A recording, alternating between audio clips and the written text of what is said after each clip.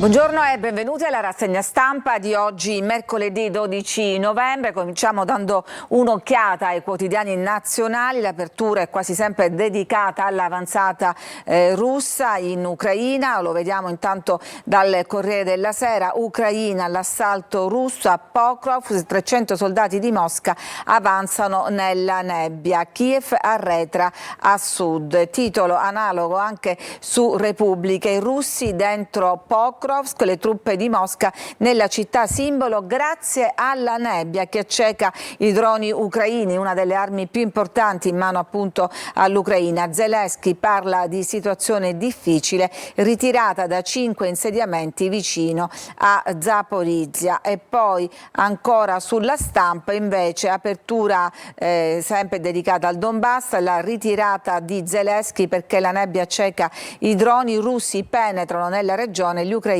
costretti a lasciare l'area di Zaporizhzhia. Parla l'ex ministro degli esteri Kuleba, questo è un conflitto che nessuno può vincere. E poi vedremo un po' più avanti nel dettaglio questa inchiesta della Stampa su quelli che giocano a fare Dio con la tecnologia.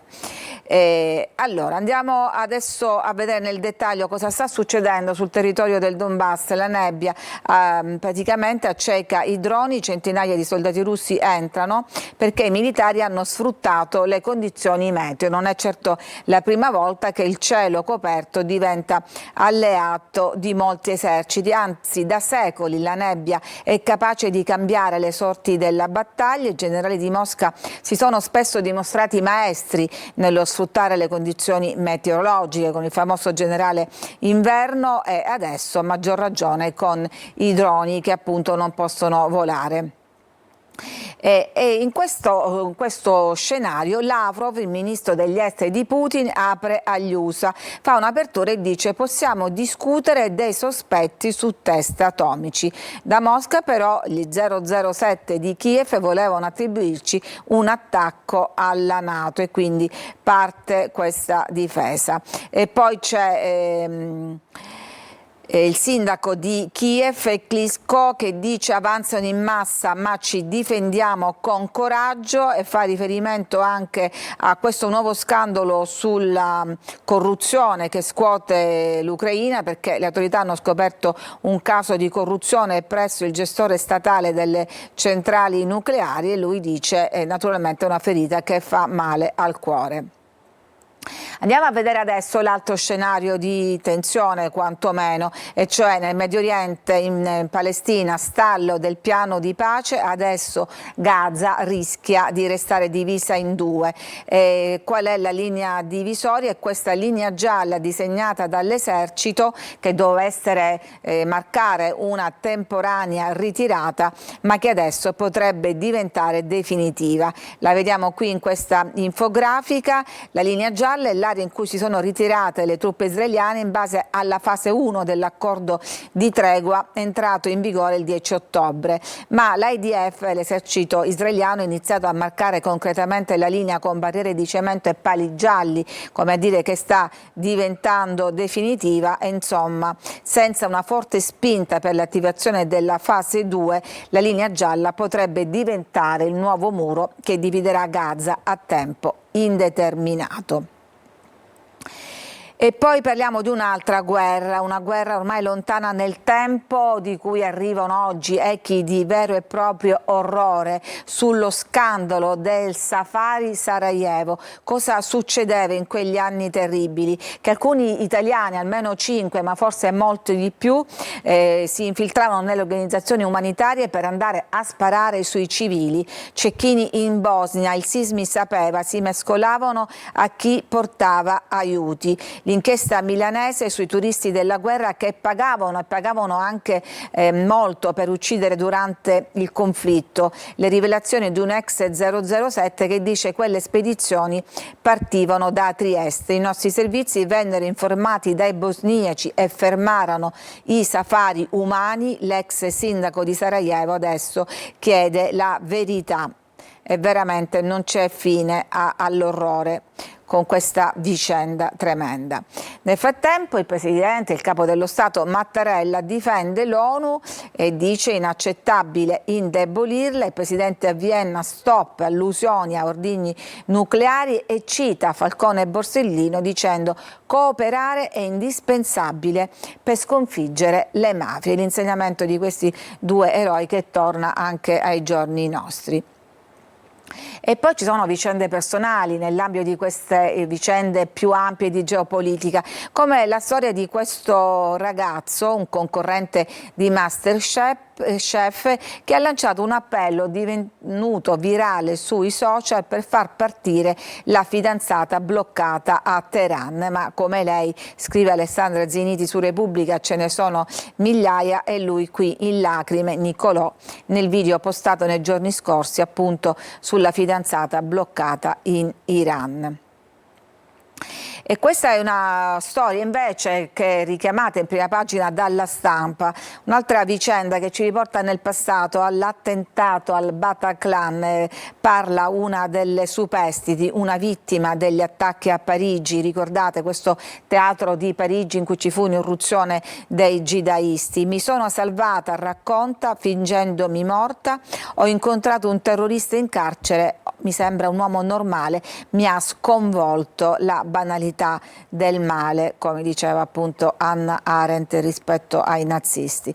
Andiamo avanti, bambini e psicofarmaci, prescrizioni raddoppiate dal 2016 ad oggi in Italia. L'allarme nei dati OSMED, ma in Francia sono un terzo in più. Consola forse per certi versi che in altri paesi anche europei la situazione sia peggiore, ma è comunque un fenomeno da seguire attentamente, l'aumento del consumo italiano di psicofarmaci per bambini e adolescenti che è raddoppiato rispetto al 2016, quindi poco meno di 10 anni fa, quando partì il monitoraggio sistematico. Questo significa che un ragazzo sotto i 18 anni su 175 li ha provati dietro prescrizione medica almeno una volta.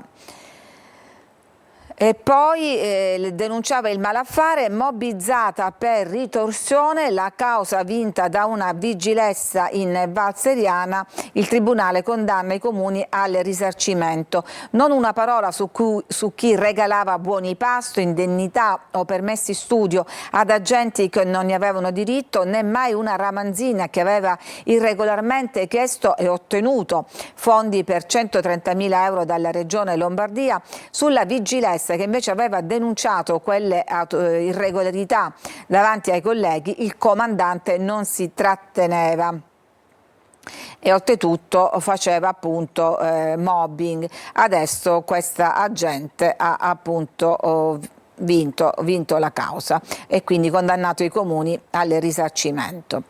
Andiamo in Inghilterra, BBC, l'attacco del direttore uscente alla prestigiosa televisione nazionale britannica. Ha perso i suoi vertici, il direttore e la vice direttrice, che hanno rassegnato le dimissioni perché avrebbero manomesso un discorso di Trump proprio su pressione del presidente americano.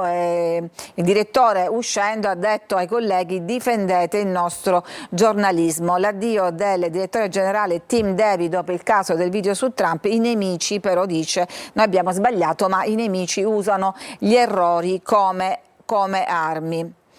E poi in America gli agenti hanno colpito una bimba di 1 anno con lo spray. Sapete che ci sono delle task force in America che sono impegnate a perseguire e quindi a cacciare dagli Stati Uniti i cosiddetti undocumented people, persone irregolari senza documenti.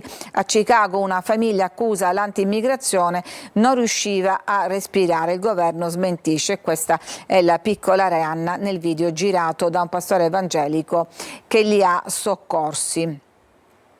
Andiamo avanti, anziani truffati, la gang dà un colpo al giorno, 2 arresti, bottino da 800.000 euro, i gioielli sfilati e inviati in foto ai capi della banda. Le vittime venivano scelte tra i malati. Una delle particolarità di questa indagine è che gli stessi telefonisti erano sulle vetture usate dalla banda invece che nei covi e imitavano abilmente le voci di figli, nipoti, marini, forse anche modificate trasportate con l'intelligenza artificiale, che chiedevano aiuto perché non potevano pagare prodotti high-tech ordinati arrivati alle poste oppure risarcimenti, insomma il classico meccanismo della truffa. Il passo successivo era la chiamata del falso direttore dell'ufficio postale o di un finto carabiniere o anche di un poliziotto della postale che intimavano alla pensionata di consegnare subito soldi e gioielli che aveva in casa per risolvere la questione. Ai due giovani arrestati poi spettava il compito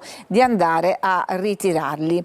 C'è anche un particolare: ad una di queste pensionate vittima della truffa è stata sfilata dal dito la fede nunziale, un'altra è stata spintonata perché aveva intuito che si trattava di una truffa. E poi c'è la testimonianza di una ragazza vittima di seminario, violentata e ricattata dai ragazzi del paese. Adesso devo difendermi anche dai miei fratelli. Cosa era successo? 2 minorenni in provincia di Reggio Calabria sono state per mesi violentate e minacciate da un gruppo di giovani, alcuni tra l'altro imparentati con l''ndrangheta. Dopo la denuncia della prima ragazza, anche Anna, che è un nome di fantasia, ha trovato la forza di denunciare. E a quel punto la ragazza è diventata vittima anche della violenza da parte della sua stessa famiglia. È stata minacciata, picchiata, addirittura frustata perché ritrattasse il stusso. Oggi vive in una località segreta. E chiudiamo con questo articolo a cui accennavo poco fa, e cioè cosa succede nel cervello dei tifosi quando assistono alla partita della squadra del cuore. Un'indagine degli scienziati del Cile che li hanno esaminati con la TAC. Abbiamo detto che si attivano gli stessi meccanismi legati alla ricompensa, e cioè gli stessi circuiti di sesso, droga e cibo, mentre quando sono loro a ricevere il gol si ha una prevalenza delle reazioni più ancestrali, cioè legate al piacere, rabbia e frustrazione, rispetto a quelle più evolute della corteccia cerebrale, quindi un po' torniamo selvaggi, e quindi prevalgono gli improperi o le violenze. E poi spiega anche il senso di appartenenza alla squadra che si forma nell'infanzia. Per questo la passione per una squadra è una delle rare costanti di una vita, da cui il detto si può cambiare moglie ma non squadra. E poi interessanti queste infografiche. Quali sono gli sport con più tifosi al mondo? Il calcio ne ha 3 miliardi e mezzo, seguito dal cricket con 2 miliardi e mezzo, poi c'è il basket con 2 miliardi e 200 milioni, hockey 2 miliardi, il tennis 1 miliardo, probabilmente ultimamente in risalita. E vediamo quali sono le squadre con più follower sui social nel mondo. Al primo posto c'è il Real Madrid con 423 milioni di tifosi, seguito dal Barcellona con 369 milioni, poi c'è il Manchester United con 218 milioni, il Paris Saint-Germain con 182 milioni e poi la nostra Juventus con 153 milioni. Juventus che si attesta, come è noto, al primo posto anche in Italia con quasi 8 milioni, seguito da Inter che ne ha la metà, poco più di 4 milioni, poi c'è il Milan, il Napoli, la Roma con 1 milione e 800 mila, Fiorentina, Lazio, Cagliari, Atalanta, Torino. E con questa classifica noi concludiamo la prima parte della rassegna stampa. Restate con noi perché tra poco diamo una lettura ai quotidiani regionali.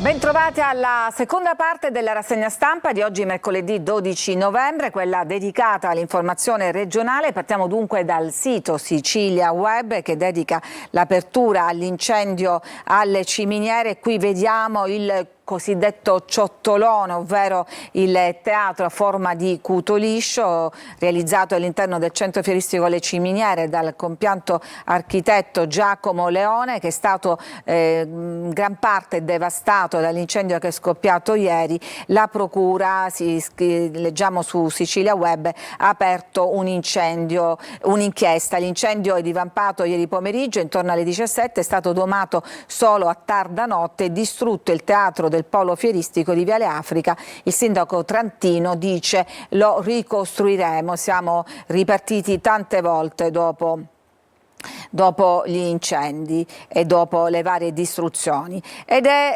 ritroviamo questo pennacchio di fumo e di fiamme anche nella prima pagina del quotidiano La Sicilia. Brucia la città, fa veramente impressione perché era visibile da più parti della città, e poi andiamo a vedere all'interno cosa è successo. È stato in pratica distrutto l'auditorium del centro fieristico.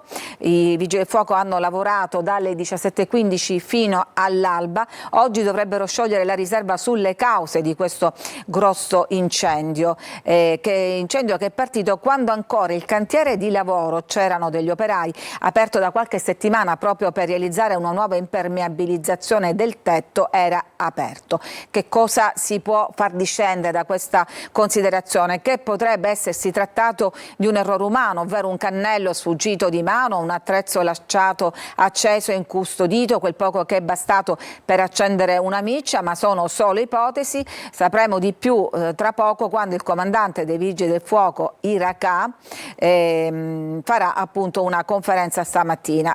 Finora non si è sbottonato. Bisogna dire che nessuno è rimasto ustionato e intessicato. All'interno del teatro ci sono stati dei crolli parziali, soprattutto delle parti lignee del soffitto, che sono crollati sulle sedie della platea sottostante, ed è stata proprio la presenza del legno a favorire la propagazione delle fiamme. Sul posto è arrivato anche il sindaco trentino, che, come dicevamo prima, ha fatto un post dicendo risorgeremo anche questa volta. Onore ai Vigili del Fuoco che hanno lavorato senza sosta, tra l'altro con l'aiuto e rinforzo di molte altre aiuti massicci anche da parte di altre squadre. E poi veniamo a Repubblica Palermo, apertura dedicata al sequestro ieri di 80.000 euro cash, ovvero in contanti, soldi di Cuffaro scoperti in una cassaforte segreta. L'odore dei soldi è il titolo di Repubblica. Sequestrati 80.000 euro in contanti nelle case dell'ex governatore sotto inchiesta, proprio nel giorno in cui l'opposizione va in piazza per chiedere a Schifani di dimettersi, e nella maggioranza però l'MPA, il movimento autonomista di Raffaele Lombardo, si smarca. Vediamo poi nel dettaglio gli altri all'interno. Intanto vediamo le prime pagine, anche qui soldi sequestrati in casa di Cuffaro. La difesa però dice denaro legittimo deve essere restituito. Stessa apertura per Gazzetta del Sud, nascondeva in casa 80.000 euro in contanti. I legali dicono nessun legame con l'inchiesta. Ma vediamo nel dettaglio. Il denaro in contante, lo leggiamo sulla Gazzetta, era custodito nell'appartamento a Palermo e nella tenuta di San Michele di Ganzaria.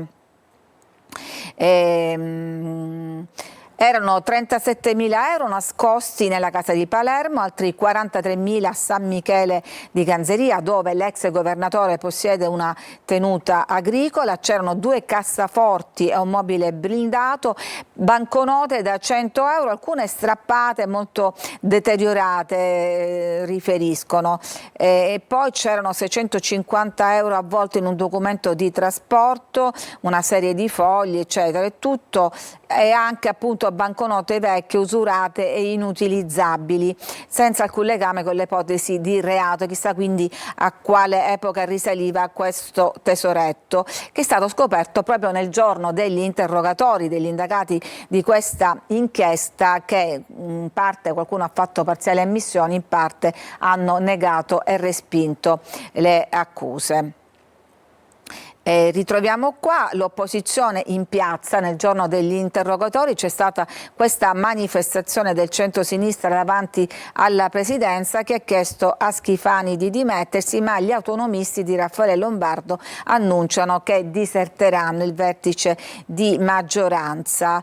Una giornata ad altissima tensione per Renato Schifani, che però nel frattempo era volato a Roma per incontrare il ministro del Made in Italy Adolfo Urso. Il termometro politico segna temperature sempre più alte, e in questo si innesta anche la relazione della Commissione regionale antimafia presieduta da Antonello Cracolici, che ha detto usavano la regione come un bancomat. E Cracolici dice non basta esonerare l'ADC, e cioè parliamo dei due assessori targati DC che sono stati estromessi dalla giunta. La crisi, dice, è irreversibile. Lei dice che Schifani, che del giornalista ha revocato un partito, eppure gli uomini di Cuffaro sono ancora in enti regionali e aziende sanitarie. Per questo, dice Crecolisci, credo che non basterà la revoca degli assessori. Al di là dei cuffariani, quel modello è replicato anche da altri partiti. Dobbiamo attendere che sia ancora una volta la magistratura a intervenire prima che la politica abbia la capacità di dare un segnale di svolta, si chiede appunto Crecolisci. Ricadute anche nel Consiglio Comunale di Palermo. Sulla Galla, sindaco di Palermo, cresce il pressing, l'opposizione chiede che anche dalla giunta comunale venga estromessa la DC. Al primo cittadino la richiesta di fare appunto come Schifani. Il sindaco però, senza una richiesta esplicita da parte degli altri alleati, non toglierà per ora la delega alle attività produttive a Giuliano Forzinetti, unico esponente DC in giunta, ieri assente in consiglio per il dibattito sul mercato di Ballarò. Andiamo avanti, appunto sempre restando in tema, dagli ospedali alle partecipate tremano i superstiti cuffariani, fuori gli assessori, ma i vertici della burocrazia restano tanti altri fedelissimi dell'ex presidente. Un po' è diventata una caccia alle streghe. Cambiamo adesso argomento. Per le compagnie già a Natale che succede? Schizzano alle stelle i prezzi dei voli. Un Milano-Catania arriva già a costare circa 800 euro. Con le festività torna il caro voli, il paradosso di Ita. Da Linate a Palermo con scalo a Roma si risparmia ben il 50%. Le tratte più costose sono quelle dei 3 aeroporti milanesi, con Ryanair partendo per la Sicilia proprio sotto le feste. Ipotizziamo la data fra il 19 e il 20 dicembre con rientro il 5 gennaio, si spendono almeno 400 euro tra andata e ritorno, sia verso Palermo che verso Catania, con punte in voli verso Catania di quasi 650 euro.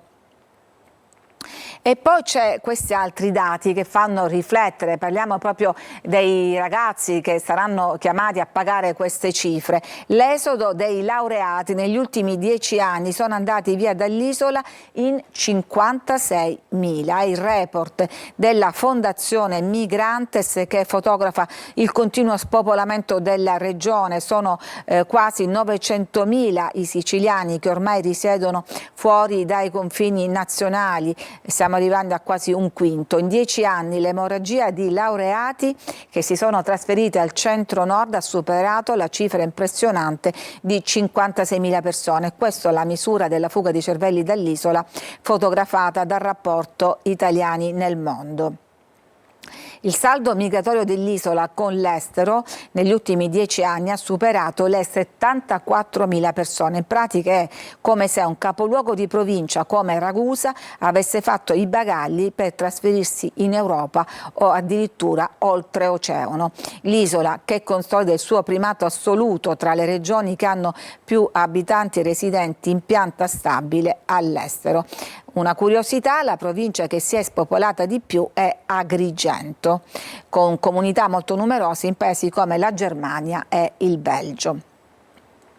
Andiamo avanti, c'è poi questa denuncia raccolta dalle Iene, riprese poi dalla Sicilia.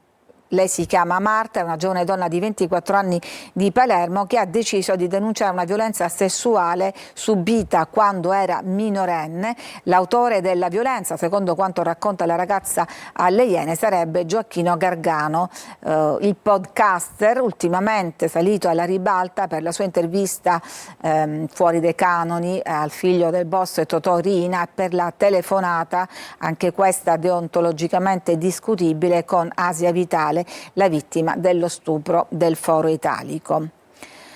Andiamo avanti, siamo appunto adesso alla cronaca che ci racconta episodi di sanità difficile all'ospedale Vittorio Emanuele di Gela, tubo dell'ossigeno tranciato nottetempo, i reparti vanno in tilt, distribuzione con le bombole, telecamere hanno immortalato il balordo che ha rubato il rame, che si conferma ancora oro rosso come a Catania, dove un ladro è precipitato dal lucernario di una palestra per rubare una grondaia e in quel caso ha perso la vita. Al PTA San Luigi di Catania invece dei ladri hanno forzato l'accesso, hanno rubato costosi farmaci salvavita. Le terapie erano per curare delle malattie rare.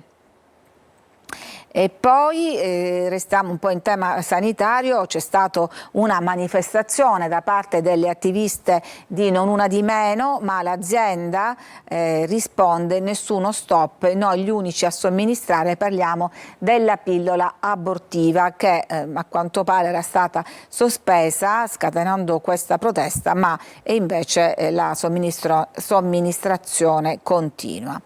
Parliamo poi del parcheggio di Nesima a Catania fra furbetti e disservizi ormai di lunga data. Che cosa succede? Auto restano parcheggiate all'esterno e le macchinette fuori uso da più di un anno.